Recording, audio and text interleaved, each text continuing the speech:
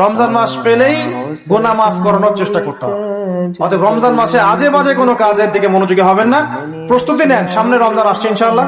নিজের কাজগুলোকে গুটিয়ে নেন, পড়াশোনা গুটিয়ে নেন, বাজার ঘাট গুটিয়ে নেন। রমজান মাসে যেন এত ব্যস্ততা না থাকে, ফ্রি থাকেন, রিল্যাক্স, খালি ইবাদত বেশি বেশি করবেন ইনশাআল্লাহ। রমজান মাস পেলেই গুনাহ মাফ করানোর চেষ্টা করতে হবে। অতএব রমজান মাসে আজে বাজে কোনো কাজের দিকে মনোযোগী হবেন না। প্রস্তুতি নেন, সামনে রমজান আসছে ইনশাআল্লাহ। নিজের কাজগুলোকে গুটিয়ে নেন, পড়াশোনা গুটিয়ে নেন, বাজার ঘাট গুটিয়ে নেন। রমজান মাসে যেন এত ব্যস্ততা না থাকে, ফ্রি থাকেন, রিল্যাক্স, খালি ইবাদত বেশি বেশি করবেন ইনশাআল্লাহ। রমজান মাস পেলেই গুনাহ মাফ করানোর চেষ্টা করতে হবে।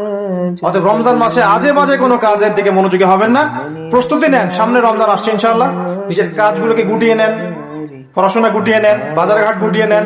রমজান মাসে যেন এত ব্যস্ততা না থাকে, ফ্রি থাকেন, রিল্যাক্স, খালি ইবাদত বেশি বেশি করবেন ইনশাআল্লাহ।